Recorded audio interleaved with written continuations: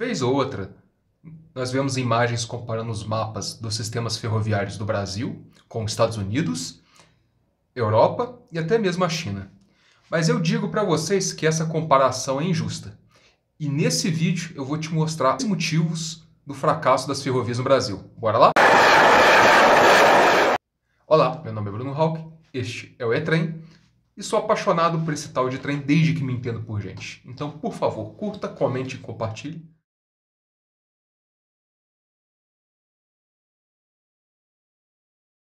Primeiro motivo, a nossa economia.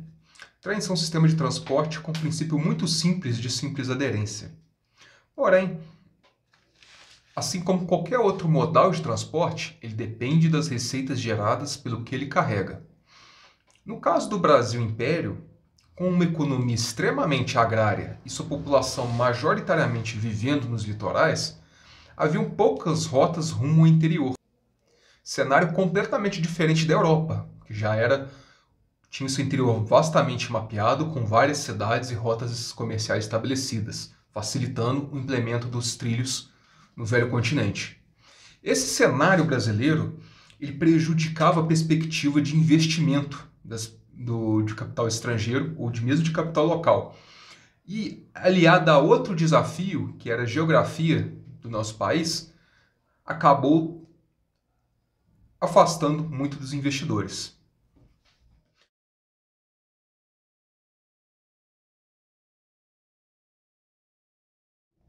Segundo princípio, a geografia. Sim, o Brasil é um país vasto, com diferentes ecossistemas, biomas, climas, etc.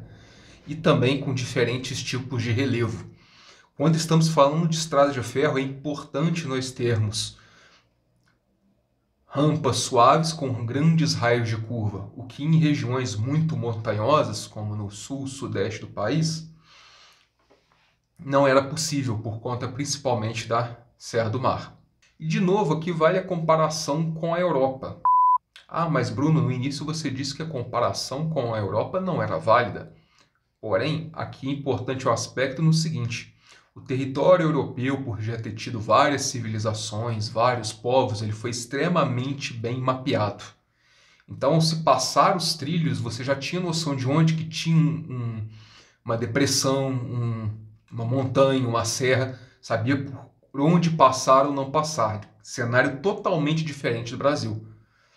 Seu interior era muito pouco explorado e mapeado. Isso significa um desafio a mais para quem estava disposto a implementar ferrovias no Brasil. Você ter que financiar estudos, pesquisas e verdadeiras expedições mata adentro para poder determinar caminhos, identificar relevos, desafios técnicos e até mesmo logísticos de se avançar os trilhos rumo ao interior, encarecendo mais uma vez o custo de implantação e dando mais insegurança para quem quisesse investir.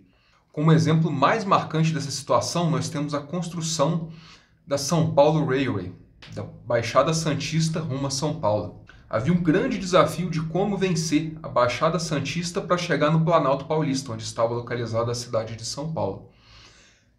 E o engenheiro encarregado de executar as obras, Daniel Martson Fox, ele teria rodado de cima a baixo da região, pela mata, a fim de encontrar o melhor trajeto.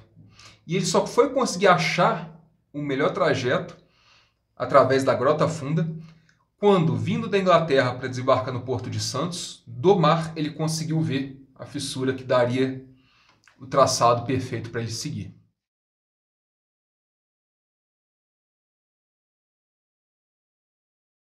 Terceiro motivo do fracasso das ferrovias do Brasil: política. Sim, eu sei que é um tema complicado, ainda mais diante do atual cenário, mas estamos aqui para falar de trem, então vamos deixar as preferências de lado e vamos manter o foco. Este aspecto, sem dúvida, é o que mais impactou e ainda impacta o desenvolvimento ferroviário no Brasil. Na construção das primeiras estradas, na verdade, na permissão para a construção das primeiras estradas de ferro, era comum que políticos, fazendeiros tentassem puxar as linhas para os seus territórios. Isso muitas das vezes sacrificava o aspecto técnico, demandando curvas e trajetos mais sinuosos a fim de atender esses interesses. No livro A Introdução à História Ferroviária do Brasil, de Adhemar Benevolo, ele cita uma passagem interessante. Eu vou pedir licença aqui para vocês para eu poder ler. Centenas de quilômetros de estradas foram construídas para satisfazer colégios eleitorais de zonas de influência pessoal, para valorizar propriedades privadas, para beneficiar minha terra natal, justificando-se a ironia de uma definição que ficou célebre. Estrada de Ferro do Brasil é o lugar geométrico dos pontos de maior influência política. Um caso escandaloso que foi focalizado por Gilberto Freire no livro Ingleses do Brasil foi o traçado da Estrada de Ferro Dom Pedro II, mais especificamente no ramal de São Paulo, que construiu de forma desnecessária várias pontes de uma margem à outra do Rio Paraíba do Sul, com o único e exclusivo interesse de atender essas zonas de influência. O problema desse tipo de pressão é que tivemos muitos traçados com curvas e desvios desnecessários, o que veio impactar na velocidade dos trens e deixando também a viagem mais longa. Além disso, um outro aspecto também de influência política em cima das estradas de ferro foi a questão das tarifas.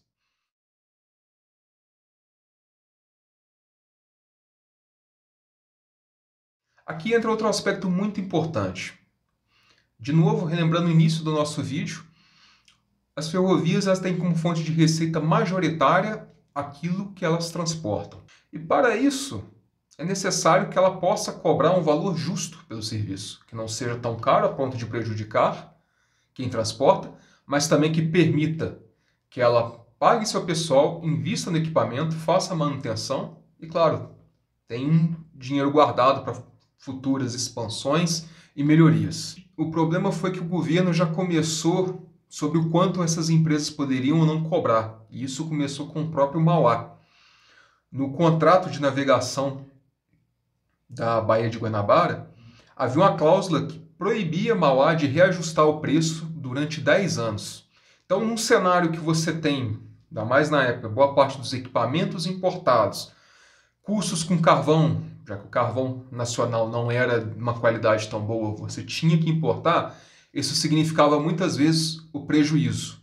Anos depois, com muitas estradas de ferro caindo nas mãos do Estado, o problema aumentou, que podemos ver abaixo nessas situações. De novo, cito aqui o livro do Adhemar Benevolo, A Introdução à História Ferroviária do Brasil. Tem a palavra do Dr. Paulo de Fronten, para quem não sabe, foi diretor da Estrada de Ferro Central do Brasil. Em 1896, ocorreu, porém, um caso interessante. Várias bancadas do norte da Câmara dos Deputados, nos últimos dias de sessão, pretenderam reduzir o frete do açúcar. E como essa resolução não podia ser obtida sem o apoio da bancada mineira, esta aproveitou-se da ocasião para reclamá-la, também para o café. E assim foi votada a redução de 50% para os fretes do café e do açúcar, adicionando-se a estes quase todos os gêneros de maior tráfego, exceto as fazendas.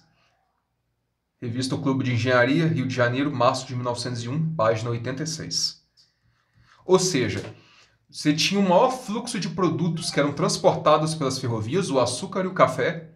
Por pressão política, reduziu-se em 50% os fretes desses produtos, beneficiando seus fazendeiros e onerando a capacidade de investimento e de pagamento da Central do Brasil. Outra situação também bem notória aconteceu com as ferrovias gaúchas, quando no governo de Epitácio Pessoa foram elevadas as tarifas de várias estradas de ferro sob gestão do governo federal. O presidente da província do Rio Grande do Sul, Borges de Medeiros, foi contra, argumentando que, em caso de aumento, significaria a revolta da população por conta de tal abuso. E interessante que, para narrar isso, no livro Um Trem Corre para o Oeste, de Fernando de Azevedo, ele traz uma citação do Antônio Batista de Pereira, narrando a situação. 200 milhões de francos pagamos por ela, escreve Batista Pereira. 200 milhões saíram do nosso magro tesouro. Ora, os belgas, para porem a estrada em condições de trafegar, teriam de empregar aqui outros 200 milhões. Um parênteses aqui, os belgas que ele fala são os proprietários das ferrovias gaúchas na época. Foram, pois, 400 milhões de francos, ou cerca de 160 mil contos, ao câmbio de hoje, 1924, que deixaram de entrar no Brasil. Tudo estava bem. Era em favor do Rio Grande. Era para evitar os criminosos 25% de aumento dos fretes. Mas, mal o governo rio-grandense apouçou da estrada e que se deu, aumentou-se logo os fretes em 100, 200, 300, 400 e até 500%.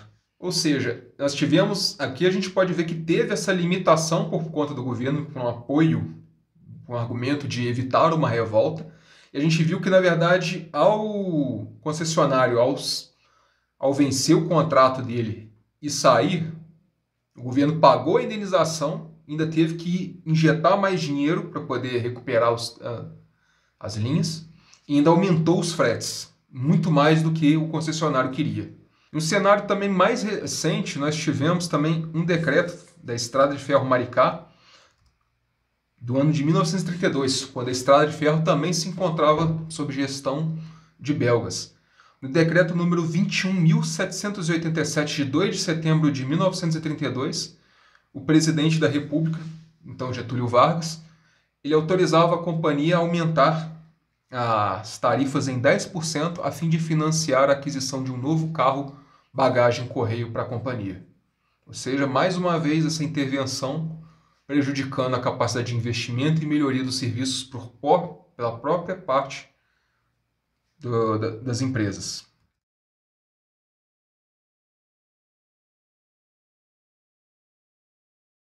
O rodoviarismo.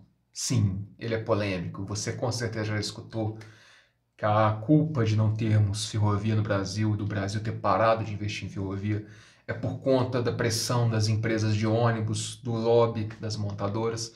Mas, lamento te desapontar, não foi bem assim. Que diferente do que é muito falado por aí, que foi questão do lobby das montadoras, lobby das empresas de ônibus, o rodoviarismo ele foi o concorrente natural das ferrovias não só no Brasil, mas no mundo inteiro. Foi visto esse fenômeno de mudar, principalmente de linhas secundárias, de ramais do transporte ferroviário para o rodoviário. Isso se deu muito por conta do desenvolvimento da tecnologia rodoviária, que permitiu veículos mais potentes, estradas mais bem construídas, bem pavimentadas, que acabou se mostrando mais flexível e ágil muitas vezes do que o trem. Sobre a questão do lobby, por que ele não faz sentido? Nos anos 30, 40 e 50, o transporte rodoviário, principalmente as empresas de ônibus, ainda engatinhavam no Brasil. E eu lamento dizer que o crescimento de muitas dessas empresas foi por conta exatamente da ineficiência das companhias ferroviárias em atender esses usuários. Tanto é verdade essa mudança desse paradigma do ferroviário para o rodoviário, que a própria São Paulo Railway, ao perceber que muitos estavam perdendo passageiro para as empresas de ônibus que faziam São Paulo-Santos, ela mesma trouxe da Inglaterra 2 chassis de ônibus que foram encarroçados pela Grace aqui no Brasil. Esses ônibus ficaram conhecidos como King Kong, um dia eu pretendo fazer um vídeo sobre eles, para concorrer com essas empresas e garantir que ainda tinha passageiro nos dois modais.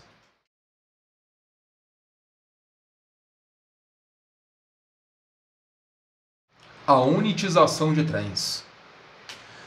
Esse cenário de crescimento cada vez mais rápido do modal rodoviário em detrimento do ferroviário, ficou evidente que a vocação dos trens era para transporte de grandes volumes de carga a médias e longas distâncias.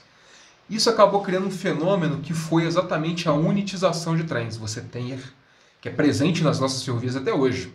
Você vê os trens gigantescos de minério da MRS Logística, os trens de contêiner da Brado, os trens de grãos da VLI, da Rumo.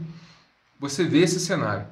Essa unitização é muito boa para as empresas porque ela economiza custos com manobra, com pessoal, além de padronizar a tipagem de vagão, padronizar normas e procedimentos, mas é péssimo para muitas empresas ou usuários que gostariam de transportar via ferrovia. E num cenário que muitas das nossas empresas, leia-se pessoal, a gente está falando aqui dessa unitização que começou ali na década de 60 e perdura até hoje. Esse cenário de unitização acabou sendo visto pelas empresas estatais como a chance de diminuir os prejuízos. E nesse processo, infelizmente, acabou se fechando muitos ramais industriais e se padronizando muito tipo de carga. O que se mostrou uma estratégia extremamente infeliz quando vocês lembram bem da crise da greve dos caminhoneiros em 2018.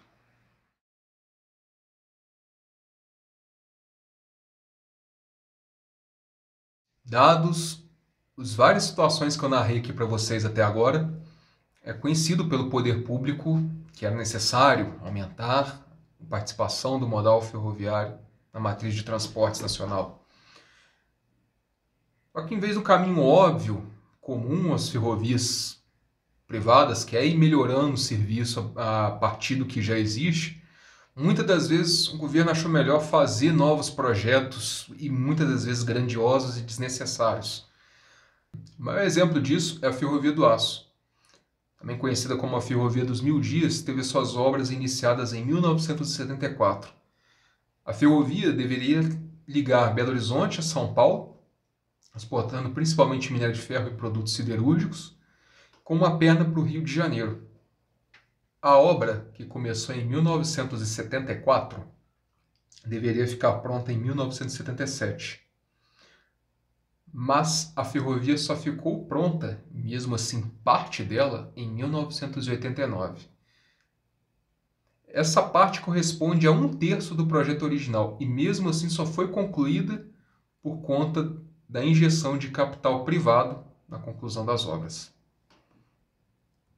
E outros exemplos além disso, nós temos a Ferrovia Norte-Sul, cujas obras começaram em 1987 e só ficaram prontas em 2023, mesmo assim com uma parte do traçado original. E a Nova Transnordestina, cujas obras começaram em 2006 e até hoje não tem data prevista para conclusão. Eu sei que você pode falar, principalmente no caso da Norte-Sul, que ela é vital para a integração por trilhos do Brasil, mas vale lembrar que até início dos anos 2000 nós já tínhamos essa ligação ferroviária entre o sul e o norte e nordeste do país pelas linhas de bitola métrica. De novo, eu levanto a pergunta, não seria mais interessante ir incrementando e melhorando o que já existia, em vez de deixar se acabar para fazer um projeto novo? E outra crítica que eu tenho também a esses projetos é a questão delas não contemplarem transporte de passageiros. Há a questão que sim, que é antieconômico a exploração de serviço de passageiros, mas há boas práticas fora do país sendo implementadas para isso. O problema é que nesses projetos, as características técnicas impostas prejudicam a implementação de trens de passageiro no futuro.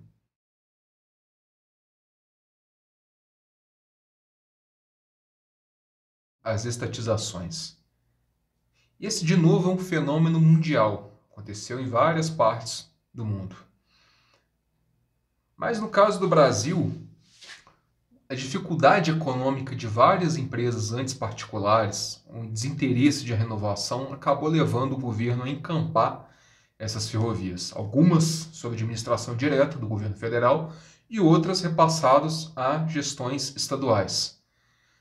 O que acontece nesse caso é que muitos cargos chaves, eles foram preenchidos por pessoas com indicações meramente políticas, não levando em consideração o aspecto técnico.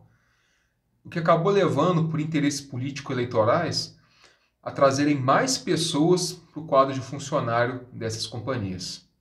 Isso se deu porque, muitas das vezes, as estradas de ferro elas eram o maior ou um dos maiores empregadores daquela região. Então, você ter aquele apadrinhamento de trazer essas pessoas para lá era visto como uma boa fonte de votos, além também de fomentar, de certo modo, a economia local. Além disso, essas empresas têm uma política vasta de benefícios, como gratuidades em transportes, que muitas das vezes se estendiam à família também. Inclusive, é um dos motivos que prejudicou o transporte ferroviário de passageiros. Essa situação de quadro inchado é mostrado nesse gráfico do Anuário da Rede Ferroviária Federal, que traz os anos de 1948 e 1961. Nele podemos ver a linha das despesas, a tracejada mais acima, a despesa do pessoal, a linha preta linear, e a linha da receita, representada por um traço-ponto. Podemos ver que já em 1948 as despesas são maiores do que a receita, porém a distância entre elas é bem pequena. E conforme o gráfico vai evoluindo e vamos entrando nos anos 1950, essa disparidade vai aumentando. Ou seja, nós temos, por questões trazidas aqui anteriormente, de tarifas, de competição com rodoviarismo, questões geográficas, questões políticas, essas questões que impactaram o caixa das empresas, e agora com o aumento do quadro de pessoal, nós vemos que a distância entre a curva das receitas e a dos gastos gerais e com o pessoal vão aumentando, o que prejudica e muito a capacidade de investimento, de renovação de material e de expansão da malha. E que, com a competição do modal rodoviário, significou a extinção de alguns serviços, como principalmente o serviço de passageiros. E aí, gostou do vídeo?